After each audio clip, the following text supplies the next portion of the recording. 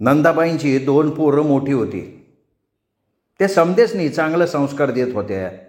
साऱ्यांच्या हाकाला साथ घालायच्या. पर त्यांच्या पोटाला आलेला गोळा कोणावर गेला होता कोणाला माहिती. दोन्ही बी पोरं माजलेल्या गेंड्यागत होती. बाईंच्या चांगल्या गुणांचा, सांगण्याचा त्यांच्या राट कातडीवर जणू कसलाच परिणाम होत नव्हता. दोघं बी नवरा बायको देव माणूस आणि पोटाला असले हैवानं आली होती. असंच एक दिवशी बाई आमासनी शाळेत शिकवत होत्या. बाईंचं धाकलं पोरगं 4 टवाळ पोरं घेऊन शाळेत गोंधळ घालत होतं. तवर शाळेतला शिपाई सोपान काका पळत पळत वर्गावर आला आणि म्हणलं, बाई बाई तुमच्या पोरानं लय धुमाकूळ माजवलाय शाळेत, तुम्ही चला बरं. अहो हे ऐकलं आणि बाई हातामधली छडी आणि खडू खालीच पाडला का. बाई पळत गेल्या बाहेर. आम्ही सारे पोरं बी पळत पळत गेलो माकडावानी बाहेर. आणि बघतो तर काय, बाईचं पोरगं 4 पोरासंग शाळेत नासधूस करत सुटलं होतं. एवढा बाईंचा पोरगा पण मा झाल्यागत बोलत होता. शिपाईला म्हणला, कुठे आहे रे तुमची नंदाबाई? घरची चावी द्यायची विसरून गेल्यात आमच्या पूज्यमान मातोश्री. घर काय त्यांच्या बापाचं मालकीचं आहे? स्वतःला फार शहाण्या समजत असतात. जेव्हा बघावं तेव्हा आम्हाला फरमान सोडत असतात. आधी स्वतः नीट वागायला शिका म्हणावं. कुठे आहेत तुमच्या बाई? यो असला आरडावरडा करत तो साऱ्या वर्गामधनं दवंडी पिठवतच सुटला होता. नंदाबाईसनी साऱ्या पोरांच्या देखत तोंडात मारल्यागत झालतं. नंदाबाई मनामधनं खजील झाल्यासारख्या वाटत होत्या, पण काय करणार. त्या बी एका बाजूला काम करत होत्या आणि घरात असली 2 पोरं पोटाला निपजलेली. तरीच मी म्हणत होतो, बाई कवा कवा एवढ्या शांत का वाटत्यात. त्यांच्या जीवाला सारखा गोरच लागला होता. ज्ञानाच्या मंदिरामध्ये असली आडाणी टाळकी निपजायची म्हणजे मूर्ती येणं देऊळच म्हणलं पाहिजे का नको. नंदाबाईसनी आदर्श शिक्षकाचा पुरस्कार बी भेटला होता आणि त्यांच्याच घरात हे 2 नाग पोटाला आलते. बाईंना आपल्या पोरांचीच लाज वाटायला लागली. बाई पळत गेल्या आणि म्हणल्या, अरे नितीन काय चाललंय हे? तुला कळत नाही आहे का ही शाळा आहे? शाळेत कुणी असा तमाशा करतं का? काय हवं आहे तुला? चावी पाहिजे ना? ही चावी घे, आधी घराकडे जा. सगळी मुलं शिक्षक आपल्याकडे बघतायत. अरे एका शिक्षिकेच्या मुलाचं वर्तन हे असं बरं वाटत नाही रे. तुला किती वेळा सांगितलं असल्या मुलांच्या नादी लागू नकोस, तरीही तू त्या मुलांच्या संगतीत राहतोस. अरे शेजारच्या काकूंकडे मी चावी ठेवायला गेले होते तर त्या विमल काकू आणि सीमा काकू मला तोंडावर म्हणाल्या की नंदाबाई तुमचं पोरगं फार बिलंदर आहे, आमच्याकडे तुमच्या घराची चावी देत जाऊ नका. तुमचा पोरगा बाहेरनं घराची बेल जोरजोरात वाजवतो, दार उघडेपर्यंत त्याला दम निघत नाही. कधी घराच्या काचा फोडतो, लहान मुलांची छेड काढतो, कधी कधी तर आमच्या सासूबाईंची काठी सुद्धा ओढतो. आम्हाला याडे वेडे घेत बोलत असतो सारखा. सगळ्या पोरांना तुम्ही ज्ञान शिकवता आणि स्वतःच्याच मुलाला असं मोकाट सोडलंय. म्हणजे दुसरे शिकवी ज्ञान, स्वतः कोरडं पाषाण, असंच आहे तुमचं. नितीन, त्या काकूंनी मी फक्त चावी ठेवायला गेले तर इतकं सुनावलं फक्त तुझ्यामुळे, आणि वरनं तूच बोलतोयस मला. हे सारं नंदाबाईचं ऐकून त्या नितीनचं टाळकं हल्लं. मग लईच येड्यावानी करायला लागलं ते. तो म्हणला, हे बघा नंदाबाई, मला ज्ञान शिकवू नका. मी आधीच तुम्हाला सांगितलं होतं. आणि ही पोरं आहेत ना, ही माझी मित्रमंडळी आहेत, त्यांच्याबद्दल असं बोलायचं नाही. आत्ता तुम्हाला सोडतो, नंतर माफ करणार नाही तुम्हाला. आणि काय ते शेजारच्या काकूचं पुराणं सांगताय मला? त्यांना फक्त चावी ठेवायचं जीवावर आलंय का? मग करा तुम्ही, अजून समाजसेवा करा, मोठेपणा घ्या. तुम्हाला काय हो, तुम्हाला फक्त पुरस्काराची पडली आहे. आमचं तुम्हाला काही पडलेलं नाही आहे. आम्ही जगो किंवा मरो, तुम्हाला काय त्याचं? आम्ही कोणीच नाही ना तुमचे. तुम्ही ह्या सगळ्यांचा ठेका उचललाय. नितीननी एवढा तोंडाचा पट्टा सोडला होता का बस? बडबड करत नितीन घंटा काय वाजवत होता. अहो वर्गामधला टेबल मोडला. कुठं पोराशीचा हात पिरगळ, कुठं शिपायाचा कान पिळ, कुठं पोरींला डोळा मार. हे असली घाणेरडे चाळे करायला लागला तो. ते समद बघून नंदाबाई रडायला लागल्या, हातात झाल्या, खालीच बसल्या. शेवटाला सहन होईना म्हणून पळत जाऊन बाईने नितीनच्या एक कानसुलात आणली. एक छकाटी घेऊन नितीनला आणि साऱ्या पोरासनी बाईंनी असं मारलं का समधी पोरं तोंडामध्ये बोट घालून छान बघत होती. शाळेतनं बाईंनी साऱ्यांना पळवून लावलं तर नितीन बाहेरनं ओरडला, ओ मास्तरीन, तुम्ही घरी या, मग सांगतो मी तुम्हाला. असलं वांगाळ शब्द कानावर पडले होतं, आमच्या साऱ्यांच्या पायाखालची जमीनच हादरली की. मला तर त्या नितीनच्या डोसक्यात मोठा धोंडा घालावा असंच वाटायला लागलं. देवावाणी असलेल्या नंदाबाई आणि त्यांच्या पुढं हा इतक्या तावत बोलतोय. मला लय वाईट वाटत होतं.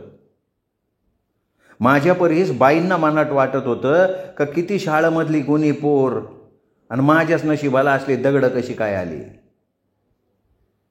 त्या स्वतःलाच कोसत बसल्या होत्या.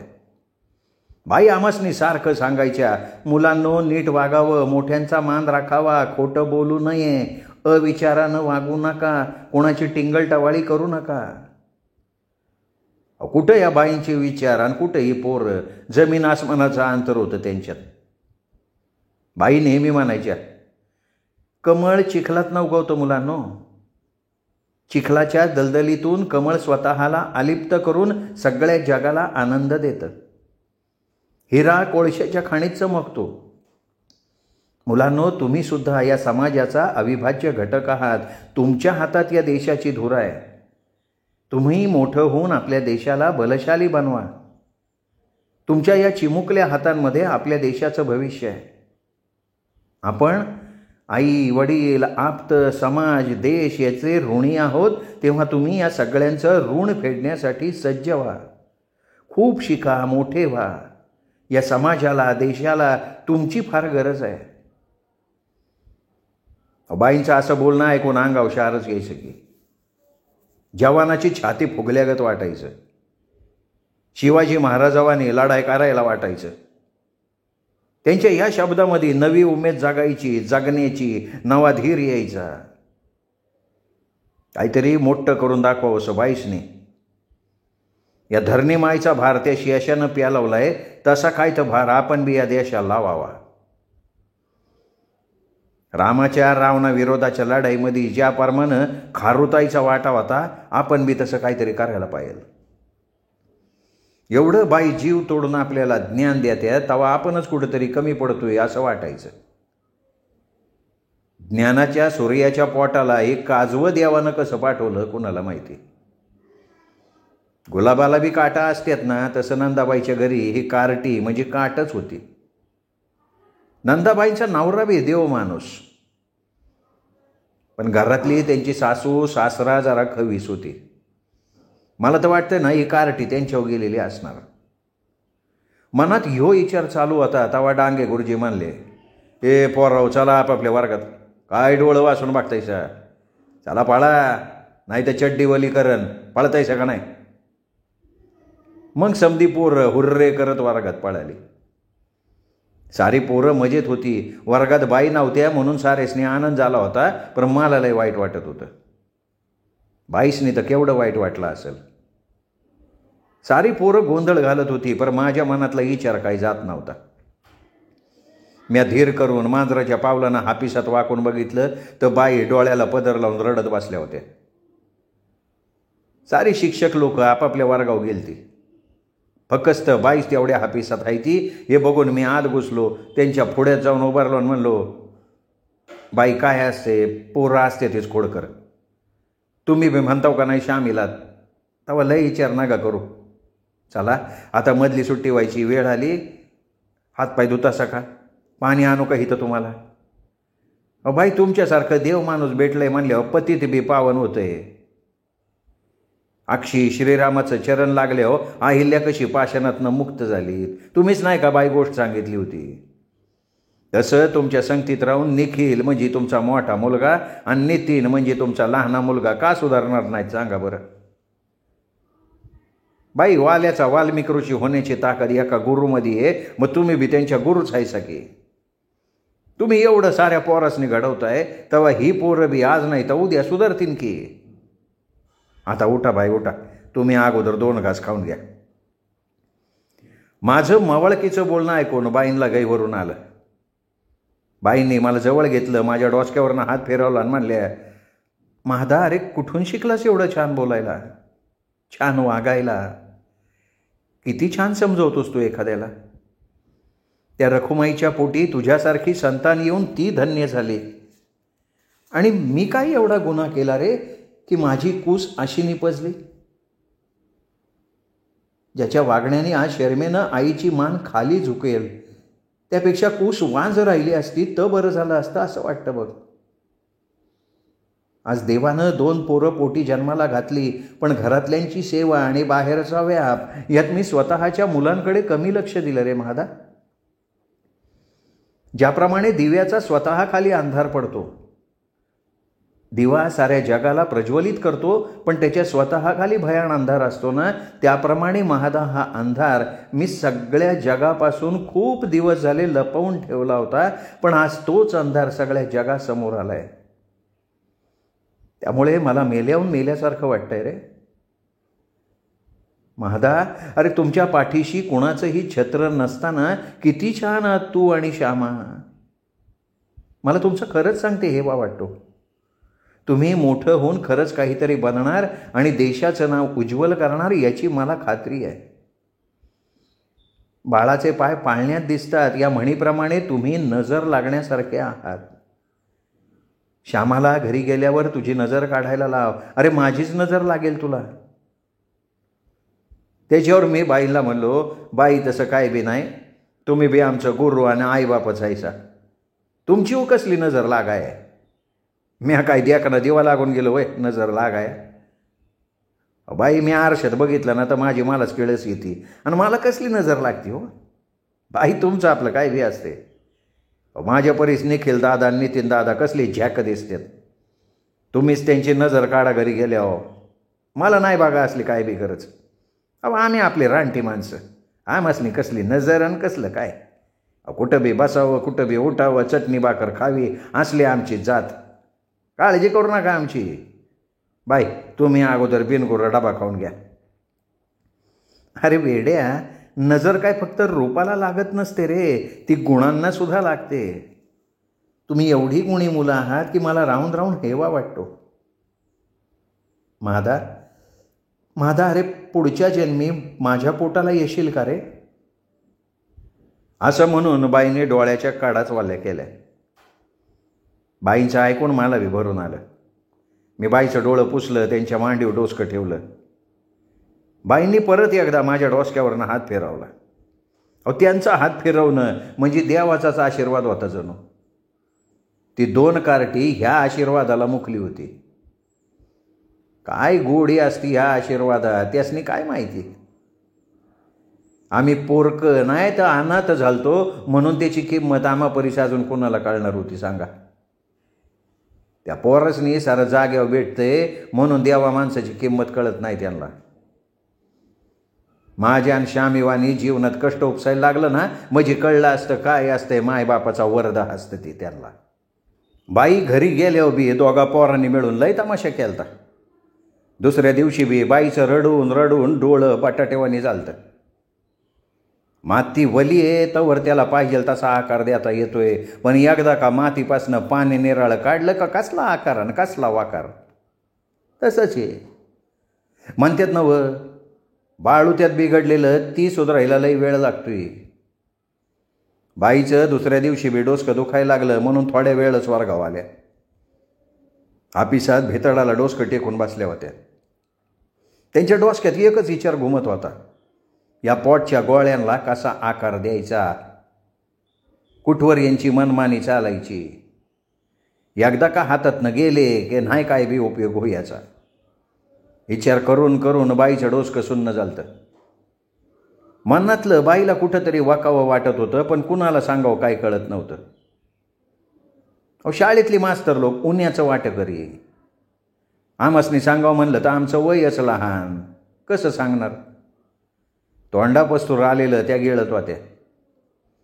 बाईंचा आतल्या आत कोंडमारा होत होता. 8-10 दिवस बाई काय ताळ्यावाल्यावानी दिसत नव्हत्या. त्या आपल्याच विचारात गुंगू.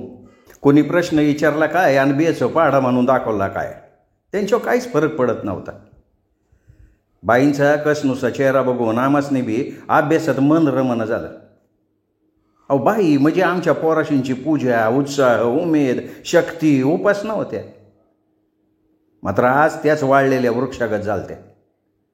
आम्ही पोरांनी बी किती शक्कल लढवली होती बाईला हसवायला, पण काय बी उपयोग नाही झाला. परत आम्हीच म्हणलो बाईंना त्यांचे हालाव सोडून देऊ. 8-15 दिवस आम्ही बाईच्या मागं पुढं बी फिरकलो नाही. मग साऱ्या परीस मला लय वाईट वाटायचं. एवढं मोठं दुःख बाई एकट्याच पेलत्यात. आपण त्यांच्या दुःखाचं वाटकरी बी होऊ शकत नाही. जीव लहान होता आणि बाईच्या दुःखाचा डोंगर भाला मोठा होता. पर या जीवानं मनाशी ठरवलं होतं एक ना एक दिवस बाईला यातनं रिकामं करायचं. त्या 2 पोरांनी आपल्या परीनं अद्दल शिकवायची. बाईसाठी काय बी करायची माझी तयारी होती. बाईसाठी जीव गेला तरी हरकत नव्हती, पर नाईलाजानं हात बांधले होतो. मी शाळेत घडलेलं रामायण घरी शामीला आणि बाईच्या काकूला सांगितलं, तेव्हा शामीनं बी कधी नवत्यासनी शिव्या घातल्या. बाईच्या काकूनं तर कडा कडा बोटं मोडली आणि म्हणली, देवाच्या पोटाला सैतान आले तिच्याला, मला यासनी आदला घडल्या पाहिजे. त्यांचा मुडदा बशिवला, बाईसनी त्रास देत्यात. आणि ते टावळ पोरं कोण होती ती त्यासनी हेरून ठेव माद्या, नाही एकेकाचं डोसकं फोडलं तर बघ. बाईची पोरं वांगळ नसत्या ती, पण ही संगत असती ना महाद्या ती लय वाईट. एक नासलेला आंबा साऱ्या आडीला नासवतो ना तसंच आहे. अरे चांगल्याचं जमाना आहे वय महाद्या. ते म्हणतात ना, नांदणारीला पळ म्हणतात आणि पळणारीला नांद म्हणतात. असली हाय जगाची रीत. अरे तीच जर संगत संताची धरली तर देवाचं रूप येतंय. म्हणून महाद्या तुला विभाजावून सांगते बघ, संगत चांगल्याची धर. अरे माणूस की कमवायला दिवस लागतात, पर नाव घालवाया एक क्षण बी पुरा आहे. आणि तुझ्या डोसक्या होतं आईबापाचं छत्र बी नाही, तेव्हा संगत चांगल्याची धरली पाहिजे. बाईच्या काकूनं उपदेशाच्या डोसाची बंदूक माझ्यावरच रोखली. बाईच्या काकूचं ऐकून माझं तर हातपाय लाटा कापायला लागलं. मी तत पप करत तिला म्हणलो, बाईच्या काकू मी नाही बघा कोणाच्या संगतीनं जाणार यातला. श्यामीनं बी मला काल रात्रीला समजून सांगितलंय, त्यामुळं नाही झोपडं आणि शाळा सोडून जाणार कुठं. तेव्हा बाईच्या काकू म्हणली, तुला फालतू येळमेळा आहे ना ग, म्हणून येतो का पवाराच्या शेतात खुरपाया. म्या वय म्हणणार होतो तवर श्यामी म्हणली, बाईच्या काकू न ग, त्याला त्याच्या अभ्यासाकडे ध्यान देऊ द्या. त्याला काय जमायचं आहे वय खुरपाया बेरपाया. कवा केलंय का त्याने असलं काम. त्याला व्हायचं बी नाही असलं. बघू जमलं तर म्याच येईन तुमच्या संगट. मग म्याच म्हणलो श्यामीला, म्हणलं श्यामी मरती का काम करून करून. कुठं कुठं पुरणार आहे तू. भांडी घासायला जाते का धुणं धुती, घरातली कामं करते का बाईच्या काकू संग जाते खुरपायला. अगं त्या परीस मी जातो ग, येताना रानातला भाजीपाला असला तर आणतो की तोडून. तशी श्यामी वरडली, म्हणली मादा लोकाचा भाजीपाला तुला काय करायचं आहे. तू फक्त अभ्यासाकडे ध्यान दे म्हणलं तुला. आता जर पुढचं बोलला तर 2 कानाखाली देते बघ तुझ्या. मग मी काय बी न बोलता गपगुमान बसलो. तर बाईच्या काकू म्हणली, बरोबर आहे महादेव, अगोदर लय बुक शिक बाबा, म्हणजे त्या रकमेच्या आत्म्यानं शांती भेटन. मला हाताला धरून बाईच्या काकूनं पुस्तकापाशी आणून बसवलं आणि म्हणली, बाबा शिकून सवरून मोठा हो. अरे आम्ही शिकलो नाही म्हणून उन्हातानात खुरपायची येळ आली, तेव्हा चांगलं ध्यान दे त्या बुकाकडं. मी होय होय म्हणून पुस्तक उघडून जरा आडवा झालो. 2-4 पानं वाचूच तोवर निद्रादेवी कधी डोळ्यात येऊन बसली कळलंच नाही. श्यामी वरडत होती, मादा पुस्तक वाचतोय का. कुंभकर्णाचा कावा भाई झालो मला कळलं बी नाही. डाराडूर पंढरपूर कावा उजाडायला आलं ती बी नाही कळलं. पहाटला कोंबडा आरवायच्या वक्ताला श्यामीला जरा साखर झोप लागली आणि झोपेत कसलं सापण पडलं कोणाला माहिती. सपनाचंच खिदळत होती, माझा मादा माझा मादा माझा मादा मोठा माणूस होणार. मी दचकून उठलो, श्यामीला हलवली, म्हणलं श्यामे काय झालं खिदळायला, उठ, झाडलोट करायची राहिली, दिस उगावला. पण श्यामीला जरा झोप लागल्याचं बघितलं आणि म्या बी तिला दिलं झोपू. माझं बी कामरून तिच्या अंगावर टाकलं. मीच उठलो, श्यामी करते तशी जाडलोट केली, शियानाचा साडा मारला दारात, जमते तसा चुलीला पोतेरा बी दिला. 4 बादल्या शिरपेच्या तलावावरनं आणून कवा आईनं मातीत रवलेल्या रांजणात वाचल्या. झोपड्याच्या कडेला 4 लावलेल्या झाडासनी पाणी घालायला गेलो तर श्यामीनं तुळशीला लावायला कुंडी नाही म्हणून उकिरड्यावर पडलेल्या फुटक्या डेऱ्यामध्ये माती टाकून तुळस लावली होती. त्या तुळशीच्याच मंजुळा आपोआप वाऱ्यानं पडल्यामुळं तुळस माजल्यागत उगवली. येणाऱ्या जाणाऱ्या आया बाया त्या तुळशीला पाया पडत होत्या. पाणी तुळशीला घालायला गेलो तर बादलीचं बोड त्या फुटक्या डेऱ्या वादळलं. त्यांनी तो डेराच फुटला. मग मीच सारी माती गोळा केली, कडनं 4 इटा लावल्या, मातीनं इटा लिपून घेतल्या. तवर श्यामीला आली जाग. श्यामी धडपडत उठली, बघ तिथं दिवस वर आलेला. श्यामी भल्या पहाटे उठायची. आज उशीर झाला म्हणून जरा गाईत होती, पण बघ तिथं काय, मी समजा झाडलोट शेण सडा मारलेला बघून श्यामीच्या डोळ्यातच पाणी आलं. बाहेर येऊन बघती तर इटला मातीनं लिपताना बघून जवळ येऊन बसली आणि म्हणली, मादा डेऱ्याचा निकाल लावला वाटतं. मला कसं तरी वाटायला लागलं. आपल्यामुळं तुळशीचा डेरा फुटला होता. मी श्यामीला माफी मागितली तर म्हणली, अरे असू दे मादा, तसं बी डेऱ्याला तुळस लावली तर डेरा फुगला. त्याला वाटलं येणारी जाणारी मला पाया पडतात, त्याला काय माहिती. उकिरड्यावरनं आणून त्याला कुठं देवाच्या संगतीत बसवलं. पण मस्तीनं त्याला वाटलं मीच लय भारी, बस झालं, फुटलं तर फुटून दे, आपलं बी तसंच आहे मादा. आत्मा गेला का नुसतं मड, त्याला कोणी बी विचारत नाही. म्हणून माणसानं गारवानं उतायचं नाही. आत्मा आहे म्हणून सलाम असतो, नाही तर यो देह माती मोले बघ. श्यामी एवढं चांगलं समजून सांगत होती, वाटलं काय या जिंदगीत यायचंय, तसंच मातीत बी जायचंय. आईचं बी तसंच झालं. किती स्वप्न बघितली होती आईनं, मादाला मी मोठा ऑफिसर करीन, त्याच्या मागं पुढं करीन. पण नियती पुढं कोणाचं काय चालतंय वय, तिचा लेखा जोखा ठरलेला आहे. राजा असू रंक सारेसने जायचंच आहे. हा मातीचा देह मातीतच जाणार हे माहीत असून बी माणूस किती माज करतोय. माझं माझं माझं करून उशाला गाठोडं ठेवतंय आणि जाताना रिकाम्या हातानं जातंय. म्हणूनच का काय नंदाबाई यांना आई सारखं सांगायची, माणूस जन्म पाप पुण्याचं संचित झाल्यावर एकदाच मिळतो. तवा म्या माणूस म्हणून जन्माचं सार्थक केलं पाहिजे. आई तर सांगायची का माझा संसार सारेजण करतात, पण जो दुसऱ्यासाठी जगतो त्याचा जय जयकार केला जातो. उगा पुतळं कोणाचं बी उभं करत नाहीत. जे देशासाठी लढले ते अमर हुतात्मा झाले म्हणल्यागत असते. संतांची परंपरा बक्की, ते कधी आपल्यासाठी नाही जगले, दुसऱ्याच्या हितासाठी त्यांनी जीवन सार्थकी लावलं बघ. अरे ज्ञानेश्वर महाराजांनी पासाईदानातनं विश्वाच्या शांतीसाठीच मागितलंय ना व. तेव्हा तू बी मादा मोठा झाला ना, फक्त समाजाच्या कल्याणाचा वसा घेतला पाहिजे. लक्षात ठेव मादा, मी तुला जन्म त्याच्यासाठी दिलाय.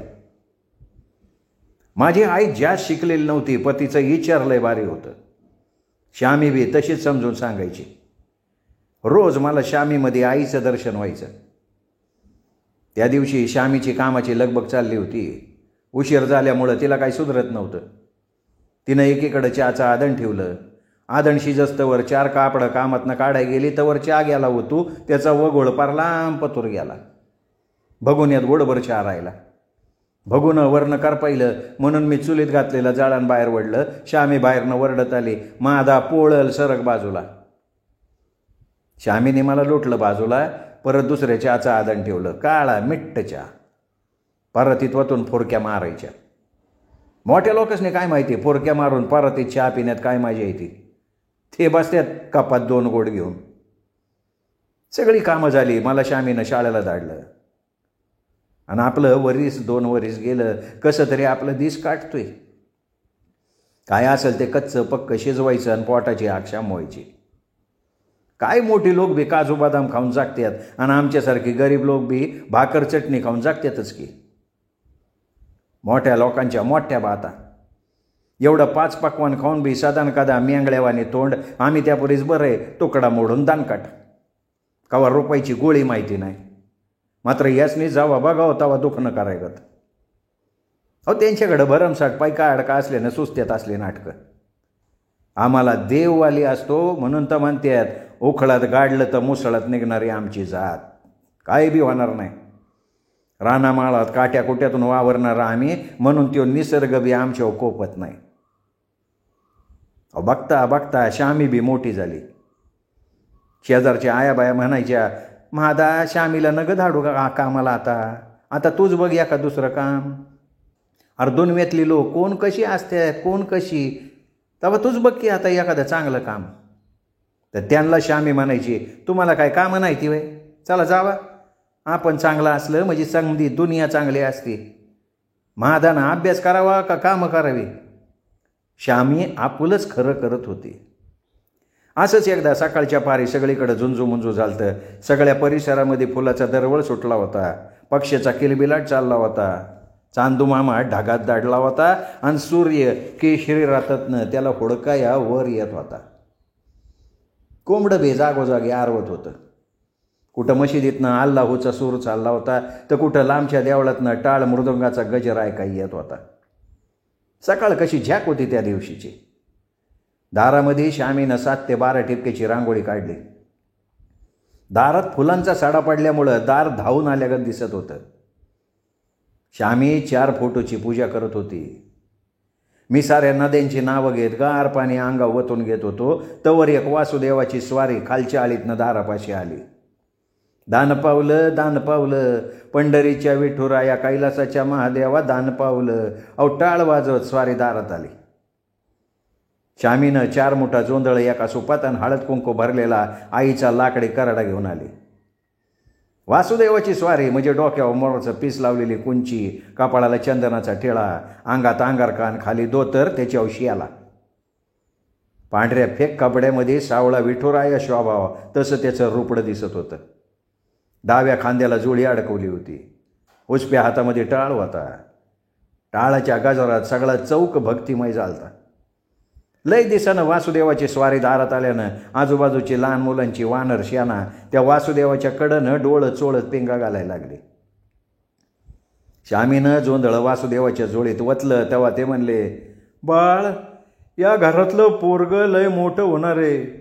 मोठं होऊन देशाची समाजाची सेवा करणारे मोठा हाफिसर होणार तो आणि समाजासाठी झटणार त्यो. वासुदेवाचं बोलणं कानावर पडतं श्यामीचा आनंद गगनात मायना झाला. तिला काय करावं काय नाही असं झालं. घरात जाऊन श्यामीनं अजून 2 वंजळ भरून जोंधळ वसुदेवाच्या झोळीत घातलं. मी आंघोळ करून डोसकच पुसत होतो तेव्हा श्यामीनं हाका मारायला सुरुवात केली, माझा लगुलग बाहेर ये, बघ वासुदेव काय म्हणते ती. ते म्हणते तुलाही मोठा ऑफिसर होणार आहे, बघ आई म्हणत होती का नाही तसं तुझ्या नशिबाचं भाकीत करती वासुदेवाची स्वारी. म्या डोसकं पुसस्तवर श्यामीला दम नाही. आज झोपड्यात येऊन श्यामीने मला वडतच नेलं त्या वासुदेवाच्या पाया पडाय. श्यामी म्हणली, वासुदेवा ह्यो बघ, हा हे मादा याच्याशी बोलत होता ना, तुम्ही याला चांगला मोठा माणूस व्हायचा आशीर्वाद द्या. म्हणून श्यामीने मला वासुदेवाच्या पायावर डोसकं ठेवायला सांगितलं. मी आबी पार नत झाल्यागत त्याच्या पायावर डोसकं टेकवलं. वासुदेव म्हणले, ओय पुरे, हेच पोर मोठा माणूस होणार, मी तसा आशीर्वाद देतो त्याला. श्यामीनं त्या वासुदेवाला घरात केलेला बिनदुधाचा चहा एका पितळीत दिला आणि म्हणली, वासुदेवा चहा गोड मानून घ्याजी. वासुदेवानंही मोठ्या आनंदानं दगडावर बसून चहा फुरक्या मारत गाठ्ठाम केला. तवर पोराशीची जत्रा भरली. कोण म्हणत होतं, वासुदेवा आमच्या आळीला चाला. कोण म्हणायचं माझ्या आजीचं नाव घेऊन गाणं म्हणा. कोण म्हणायचं मला बी एक मोराचं पीस द्या. साऱ्या पोराशीने पार पिसोळ आणला होता. तिकडून बायजा काकू पोरांवर अशी वरडली का सारी पोरं झाली पसार. श्यामीनं आईचं नाव सांगितलं, आजी आजोबाचं नाव सांगितलं आणि उतरंडीची 2 नाणी दिली. तेव्हा वासुदेवानं रकमीचं आजी आजोबाचं गुणगान केलं. त्याच्या नावानं दान पावलं म्हणत बाईजा काकूच्या घराकडे निघून गेलं. बाईजा काकूने बी अगोदर वासुदेवाचं पाय धुतलं, हळद कुकू पायाला लावलं, त्याच्या जुळीमध्ये जोंधळ वतलं आणि सासू सासरेच्या नावानं दान केलं. सगळ्या पोराशीला मजा वाटत होती. वासुदेव कसं गाणं म्हणतात, कसा टाळ वाजवून विठ्ठलाचं गुणगान गात फेऱ्या मारतात, जणू विठ्ठलच आल्या का वाटत होतं. पोराची फौज कुठं जाती या तिकडं वासुदेव जात होतं. श्यामीला तर आज लय आनंद झालता. आज माझ्या विठ्ठलानं सांगितलंय माझा ऑफिसर होणार, म्हणजे माझ्या आईचं सपान खरं होणार, म्हणून आज गाणं गुणगुणत नाचत होती ती. आईच्या फोटोला पाया काय पडत होती, मला हाताला धरून पेंगा काय घालत होती. श्यामीने मला ताकदच दिली ती. म्हणली, माझा बघ, वासुदेवानं बी चांगला कौल दिलाय, आता ध्यान देऊन अभ्यासाकडे बघ, नाही तर काय खरं नाही तुझं. अभ्यास नाही केला तर वल्ल्या चिपडानं हाणेल तुला, गुन्हानं वाग आता. पण मला बी अभ्यासाची गोडी लागायला लागली. अभ्यास कसा करायचा हे बी नंदाबाई मला पदोपदी सांगायच्या. मी बी शाळा करून कुठं काम मिळेल तिथं करत होतो, रात्रीला अभ्यास उरकत होतो. बघता बघता 8वी 9वी झाली. मी 10वीत जाणार होतो तरी बी अंगाला ढेगाळलेली कापडच असायची. पण कधी लाज नाही वाटली. करून खातोय, कोणाच्या हरामचं तर नाही असं श्यामी म्हणायची. गरिबीला लाजायचं नाही तर गरिबीशी 2 हात करायचं. रातीचा दिस करून आलेलं मोठे पण टिकतंय असं आई म्हणायची. म्हणून कधी बी कामाला बी काचकूच केली नाही.